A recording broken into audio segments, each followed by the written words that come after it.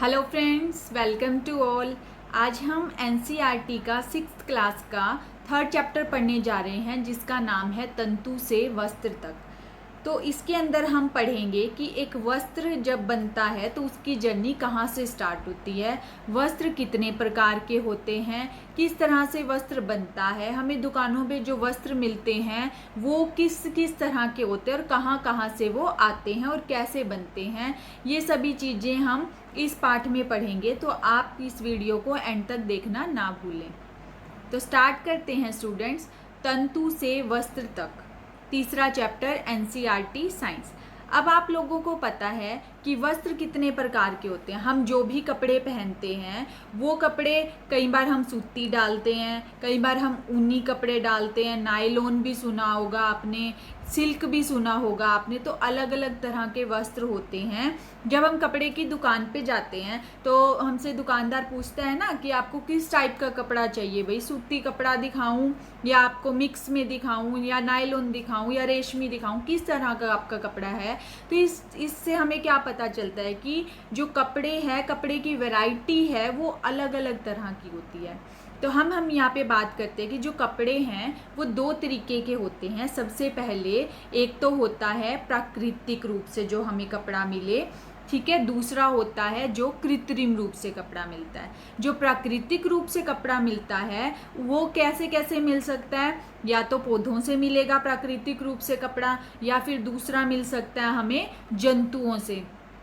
तो पौधों से कौन कौन से कपड़े मिलते हैं? पहले कपड़ा कौन कौन सा हो गया, सूती हो गया, ऊनी हो गया, रेशमी हो गया, और चौथा किस तरह का हो गया, जो कृत्रिम, जिसके अंदर नायलॉन, रेयन वगैरह आ जाते हैं, ये हो गया कृत्रिम रूप से। सबसे पहले अब हम पढ़ते हैं वस्त्रों में विविधता, कि अलग अलग वस्त्र होते हैं, अलग अलग, जैसे हमने अभी अभी पढ़ा कि सूती वस्त्र अलग अलग कैटेगरी में आगे, जो रेशमी है वो अलग कैटेगरी में आगे। तो इस तरह से हर कपड़े की को आप छू के भी बता सकते हो कि ये अलग मटेरियल है और दूसरा कपड़ा अलग मटेरियल का होता है।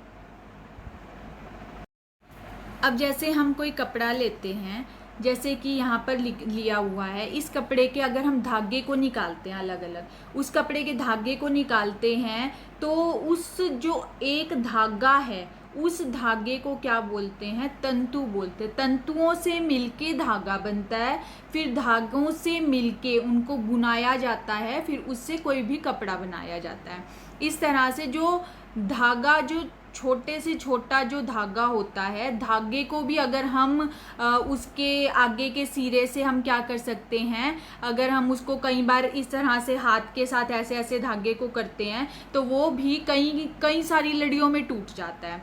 तो उसको क्या बोलते हैं हम, वो जो सबसे पतली लड़ी होती है, एक लड़ी, उस लड़ी को बोलते हैं तंतु कहा जाता है उसको, ठीक है। इसी तरह से अब जो ऊन है, ऊन को भी चेक करोगे तो उसकी भी जो लड़ियां निकलेंगी उस एक लड़ी को बोलेंगे हम तंतु। फिर तंतुओं को जब मिलाया जाता है तो उससे मिलके बनता है धागा, और फिर जब धागों को बुना जाता है तो उससे मिलके बनता है कोई भी कपड़ा तैयार हो जाता है। तो जैसे कि अब हमने दो तरह के तंतु पढ़े थे। पहला होता है प्राकृतिक तंतु। प्राकृतिक तंतु वो तंतु होंगे जो पौधों से प्राप्त होंगे या फिर जंतुओं से प्राप्त होंगे। तो पौधों से प्राप्त होने वाले कौन कौन से तंतु हैं, जैसे सूती, जूट, रेशमी, ऊनी, ये जो है ये पौधों से प्राप्त होते हैं। और जो हमें उनसे जानवरों से प्राप्त होते हैं, जंतुओं से प्राप्त होते हैं, उनमें आ जाता है ऊन और रेशम। ऊन किससे हमें मिलती है, भेड़ों से मिलती है, और जो रेशम है वो किससे मिलती है, रेशम हमें रेशम के कीड़े से मिलती है। तो ये दोनों क्या आगे, जंतु की श्रेणी में आगे। और जो हमारा जूट था, रेशमी, सूती था, जूट था, ये किसकी श्रेणी में आगे, ये पौधों की श्रेणी में आगे।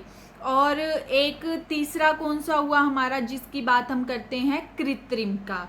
तो जो कृत्रिम है वो बनाए जाते हैं रासायनिक पदार्थों से। तो जो तंतु रासायनिक पदार्थों से प्राप्त होते हैं उन तंतुओं को संश्लिष्ट तंतु भी कहा जाता है या फिर कृत्रिम तंतु भी कहा जाता है। उसके जो एग्जाम्पल आ जाएंगे उसमें आ जाएगा पॉलिएस्टर, नायलॉन, एक्राइलिक, ये सारे जितने भी तंतु हैं ये संश्लिष्ट तंतुओं के उदाहरण हैं। अब उसके बाद हम पढ़ेंगे अब अगर हम पादप तंतुओं की बात करते हैं तो सबसे पहले उसमें नाम आता है रुई का, जो हम घरों में यूज़ करते हैं।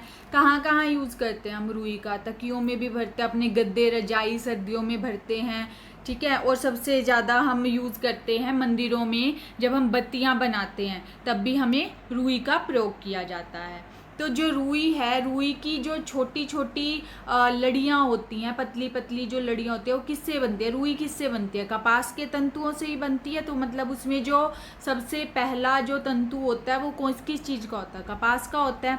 तो कपास किस तरह की जगह पर उगाया जाता है? कपास के लिए काली मिट्टी यूज़ की जाती है, और साथ ही साथ जो वहाँ का तापमान होता है, जो जलवायु होती है, वो भी उष्ण होती है। और जो इसके पौधे के, जो कपास का जो पौधा है, उसके जो फल होते हैं वो थोड़े बड़े होते हैं, कि कैसे नींबू के जो साइज़ होता है उस साइज़ के होते हैं उसके फल। और उसको जब पूरी तरह से पक जाते हैं तो फिर वो खुल जाते हैं, जो बीज हैं उनके खुल जाते हैं। इस तरह की उनकी स्थिति हो जाती है। मैं आपको इसका अलग से भी एक फ़ोटो दिखाती हूँ अभी। ये जो फ़ोटो दिया गया है, ये फ़ोटो है कपास का। तो ये जो कपास के पौधे हैं, ये देखो, इसमें से इसके जैसे ही बीज फूटे तो रुई निकल के आ गई। इसको फिर ये जो बॉल्स होती हैं, इनको, कपास को क्या किया जाता है? इन बॉल्स को हाथ से इनका चयन किया जाता है और फिर उनको कंकतन के द्वारा अलग अलग किया जाता है। तो इस प्रक्रिया को बोलते हैं कपास ओटना। पहले के टाइम में जो ये कर रही है, ये जो लेडी कर रही है, ये कपास को ओट रही है, इसको अलग अलग कर रही है, ठीक है। तो इसको बोलते हैं कपास ओटना। पहले ये हाथ से किया जाता था, अब इसके लिए मशीनों का उपयोग होना शुरू हो गया है। अब जैसे कि हमने पहले बात की थी कि ये जो कपास उगाई जाती है, ये ऐसी जगह पर उगाई जाती है जहाँ पर जो जलवायु है वो तो उष्ण होनी चाहिए और काली मिट्टी पाई जाती है, ऐसी जगह पर। तो इंडिया में वो कौन कौन सी जगहें हैं? जैसे कि गुजरात हो गया, जहाँ सबसे ज़्यादा कपास उगाई जाती है, महाराष्ट्र, आंध्र प्रदेश, तेलंगाना, हरियाणा, कर्नाटका, MP, राजस्थान, पंजाब, ये सारी जो जगहें हैं यहाँ पर कपास उगाई जाती है। और इंडिया लार्जेस्ट प्रोड्यूसर है, सबसे ज़्यादा इंडिया में ही पूरे वर्ल्ड का 26% जो कपास उगाई जाती है वो इंडिया में उगाई जाती है। नेक्स्ट हम पढ़ते हैं जूट। जूट क्या होता है? पटसन भी बोलते हैं। इसका जो पौधा है उसके वो बोलते हैं पटसन। तो जो पटसन है वो इस तरह का होता है, इसकी जो खेती होती है वो बारिश के टाइम में की जाती है, और ये पश्चिम बंगाल, बिहार, असम, इस जगह पर उगाया जाता है। तो इसका जो तना होता है, ये जो हमारा पटसन है, इसका जो तना है उसको कटाई कर लेते हैं। फिर कटाई करने के बाद उसको कुछ टाइम तक पानी में डुबो के रखते हैं। जब उसको पानी में डुबोते हैं तो उसके तने गल जाते हैं। अभी मैं आपको दिखाती हूँ। ये जूट का पौधा है, इस तरह से उगते हैं जूट के पौधे।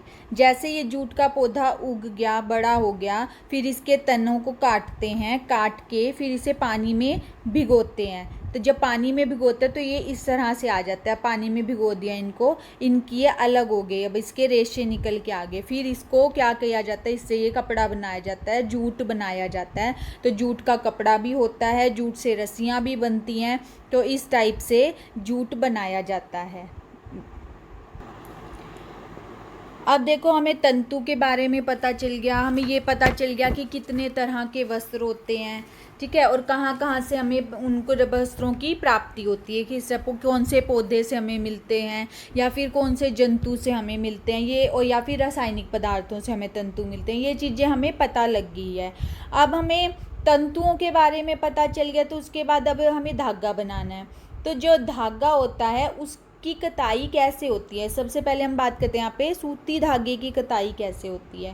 तो जो अब हमने क्या किया था, जो तंतु थे, तंतु को मतलब मिलाते जाएंगे बाहर अपना, जैसे हमने रुई ली, ठीक है, रुई को जैसे हम क्या बनाते हैं, बत्ती बनाते हैं कोई भी, तो बत्ती बनाने के लिए उसे हम अंगूठे से और अपनी तर्जनी उंगली इसके बीच में रुई को क्या करते रहते हैं, घुमाते रहते हैं, बाहर खींचते रहेंगे, घुमाते रहेंगे, बाहर खींचते रहेंगे। तो इस तरह से जो एक धागे की तरह बन जाएगा, उसे क्या बोलेंगे, वो जो तंतु हैं, ये जैसे ये है रुई से धागा बनाना, ये बंदा क्या कर रहा है, इसको रुई को खींची जा रहा है, मोड़ी जा रहा है, खींची जा रहा है, मोड़ी जा रहा है। तो इस तरह से जो रुई थी वो क्या बन गई, धागे में कन्वर्ट बन गया, धागे में कन्वर्ट हो गई है, धागा बन गया उससे।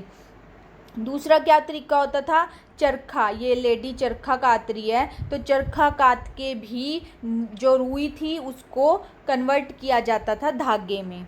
तो ये तरीके थे। और ये जो मतलब इस रेशा था, जो रेशे हैं, जो तंतु हैं, उनसे धागा बनाने की जो प्रक्रिया होती है उसको कताई कहा जाता है। ठीक है। और इसके लिए पहले एक ये जो यहाँ पर ये दी हुई है, ये तकली का यूज़ किया जाता था, ये जो छड़ है इस छड़ का यूज़ किया जाता था। तो और फिर धीरे धीरे चरखा आया यूज़ में। और जो चरखा था ये इसको लोकप्रियता महात्मा गांधी जी ने दिलवाई थी। तो जो महात्मा गांधी जी ने स्वतंत्रता आंदोलन किया था उसके अंदर यही बताया था कि जो ब्रिटेन की मिलों में जो कपड़े बाहर से बने हुए आ रहे हैं अंग्रेज़ों के द्वारा बनाए हुए, उनका बहिष्कार करो, और जो हमारे देश में बनते हैं, जो खादी के कपड़े बनते हैं, उन कपड़ों को पहनो। तो उन्होंने बाहर से जो कपड़े आते थे उन कपड़ों का त्याग कर दिया था और खादी कपड़ों के लिए उन्होंने बढ़ावा दिया था। तो 1956 में उन्होंने एक मिल खोली। वो जो संगठन था उसको आज भी नाम दिया जाता है खादी एवं ग्रामोद्योग आयोग है, वो आज भी है। तो उन्होंने उस संगठन का निर्माण किया। ठीक है। पहले जो कताई का काम किया जाता था किस से किया जाता था, या तो हाथ से करेगा बंदा, या तकली का यूज़ करेगा जैसे, और या फिर चरखा यूज़ करेगा। लेकिन आज मशीनों का यूज़ हो गया, मशीनों का यूज़ करके लोग धागे बनाते हैं और फिर धागों को जोड़ के वस्त्र बनाए जाते हैं। अब धागों से वस्त्र कैसे बनेंगे, धागों से वस्त्र बनाने के दो तरीके हैं, या तो उसमें बुनाई की जाएगी या फिर बंधाई की जाएगी। तो सबसे पहले बुनाई क्या होती है, जैसे ही जब धागों के दो तरह के हमने धागे लिए, दो सेट लिए, उसको आपस में जोड़ के जब वस्त्र बनाया जाता है तो उसको क्या बोलते हैं, बुनाई बोलते हैं। जैसे कि एग्जाम्पल है, ये सबसे पहले कागज़ है, कागज़ की पट्टियाँ काटी हैं, बराबर बराबर कागज़ की पट्टियाँ काट ली। तो दो कलर्स की ले ली, एक ग्रीन कलर की और एक ऑरेंज कलर की, दो कलर की पट्टियाँ ले ली। अब इन पट्टियों को आपस में, ये दूसरी जो फ़ोटो है, दूसरी फ़ोटो के अंदर बुनाई हो रही है।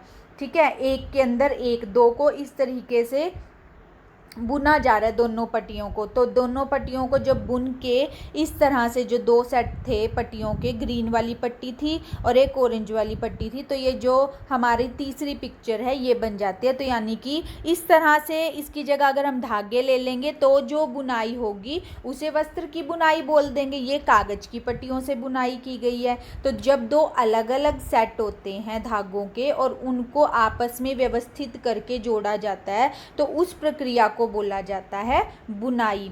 जब धागे होंगे तो धागे, ये थोड़ी मोटी पट्टियां हैं, लेकिन धागे क्या होते हैं, पतले होते हैं, तो उसमें बिल्कुल बारीक बारीक काम किया हुआ होता है, तो उसको बुन के वस्त्र तैयार किया जाता है। इसी तरह से वस्त्रों की बुनाई फिर करघों पे भी की जाने लगी। ठीक है। करघे में ये लेडी है, ये जो करघा चला रही है। ठीक है। ये दो टाइप से होती हैं। पहले हस्त प्रचालित होती थी, मतलब हाथ से चलती थी, हाथ से काम करते थे। आजकल सब कुछ क्या हो गया, मशीनों से चलता है। तो मशीनों से विद्युत प्रचालित जो करघे हैं वो चलने शुरू हो गए हैं। दूसरी बुनाई और किस तरह से हो सकती है, जिसे हम निटिंग भी बोलते हैं इंग्लिश में, वो होती है जैसे कि स्वेटर की। स्वेटर लिया, इसमें ये क्या हो गया हमारे पास, दो सुई सिलाइयाँ होती हैं, सिलाइयों से ऊन को बुना जाता है। तो इस तरह से क्या बन जाता है, एक वस्त्र बन जाता है। इसे क्या बोलते हैं, बुनाई बोलते हैं इसको भी। और इस तरह की जो बुनाई है, निटिंग जो होती है, इसके अंदर क्या होता है, आपने देखा होगा कि एक धागा हमने खींचा तो वो फटता ही चला जाता है, फटता ही चला जाता है। तो वो ये भी मतलब बुनाई है, तो ये इसका ड्रॉबैक भी है इसके अंदर कि वो उधड़ता चला हुआ चला जाता है। ठीक है। अभी लास्ट टॉपिक है कि वस्त्र सामग्री का इतिहास क्या था। वो हम ज़रा सा पढ़ लेते हैं कि सबसे पहले जब इंसान जो था प्राचीन काल में, बहुत टाइम पहले, वो कैसे कपड़े डालता था। उसके पास तब ना कोई उसे कपड़े की समझ थी, ना उसे ये पता था कि सूती कपड़ा ये होता है, ना रेशमी ये होता है, उसे कुछ भी समझ नहीं थी। तो वो क्या करते थे, वृक्षों की छाल से अपने आप को ढक लेते थे, या बड़ी बड़ी पत्तियाँ ले लेते थे, या कोई मतलब कि पशु है उसको मार के उसकी चमड़ी लपेट लेना। तो इस तरह की चीज़ें करके वो अपने शरीर को ढकते थे। फिर धीरे धीरे जब कृषि स्टार्ट हुई, एक जगह पर रहने लगे, फिर वो उनको धीरे धीरे घास से चटाइयाँ वगैरह बुननी शुरू करी, उनकी टहनियों से टोकरियाँ वगैरह बनानी शुरू करी। फिर वो क्या करते थे, अपने आप को जो जंतु जो हैं, जो भेड़ बकरी वगैरह, भेड़ें हैं, उनकी ऊन लेके उनको आपस में बांध बूंद के फिर वो अपने आप को लंबी लंबी लड़ियाँ बना के अपने आप के लिए वस्त्र तैयार करते थे। फिर धीरे धीरे फिर रुई का प्रचलन स्टार्ट हुआ, फिर रुई से बने हुए वस्त्र पाने लगे हैं। फिर इसी तरह से एक फ्लैक्स भी था, फ्लैक्स भी उसकी कृषि की जाती थी नील नदी के किनारे, ये मिस्र के लोग करते थे, तो उसका भी यूज़ किया जाता था कपड़े पहनने के लिए। फिर धीरे धीरे उन्हें सिलाई आने लगी, फिर जैसे ही सिलाई आने लगी, सुई का आविष्कार हुआ, फिर वो सिलाई करके कपड़े पहनने लगे। फिर जैसे कि अब आप आज देखते हो तो धीरे धीरे कपड़े में अलग अलग विभिन्नताएं आ रही है, कपड़ा तो आ रहा है लेकिन अलग अलग फैशन आया है। तो इस तरह से बहुत ज़्यादा हमारे खाने में भी विविधताएं आई हैं, कपड़े पहनने में भी विविधताएं आई हैं, तो हर चीज़ में इंक्रीमेंट होता जा रहा है। तो इस तरह से ये हमारी वस्त्र की सामग्री का इतिहास है कि हमारा कपड़ा कैसा बना। तो एक हम यहाँ पर लास्ट में देख लेते हैं कि वस्त्र बनने की फटाफट से एक ये जो टेक्निक है, ये फटाफट से एक बार देख लो कि सूती कपड़ा कैसे बनता है। सूती कपड़े में देखो, कपास उगाया, ठीक है, कपास उगाया, फिर उसके जो फूल थे जब वो टूटे तो उससे कपास गोलक बना, उसको ओटा, ठीक है, उसके में जो प्रक्रिया थी, ओटने की प्रक्रिया थी, फिर उससे रेशे निकले, फिर उन रेशों की कताई करी, कताई करके यानी जो तंतु थे उनको आपस में जोड़ा, जोड़ के क्या बने, धागे बने। फिर धागों से वस्त्र बनने के दो तरीके, या तो बुनाई या फिर बंधाई, ठीक है। तो इस तरह से कपास या सूती वस्त्र तैयार हो गया, ठीक है। इसी के साथ ही हमारा जो ये चैप्टर है ये ख़त्म होता है। तो स्टूडेंट्स, आपको मेरा पढ़ाया कैसा लगा आप कमेंट में ज़रूर लिखिए। अगर आपको कोई टॉपिक समझ नहीं आया तो वो भी कमेंट में लिखिए, कुछ दोबारा समझना है वो भी कमेंट में लिखिए, और अगर आपको अच्छा लगा तो भी आप येस या नो कमेंट में ज़रूर लिखें, ताकि मुझे मोटिवेशन मिले और मैं और ज़्यादा इम्प्रूवमेंट कर सकूँ आपने पढ़ाने के लिए। और स्टूडेंट्स, इसके साथ साथ अगर आपको मेरा पढ़ाया अच्छा लगा और आपको ये लगता है कि ये और आपके दोस्तों के लिए भी बेनिफिशियल हो सकता है, तो आप उनके साथ भी शेयर करना इसे ना भूलें, और साथ ही मेरे चैनल को लाइक और सब्सक्राइब करना भी ना भूलें। Thank you very much.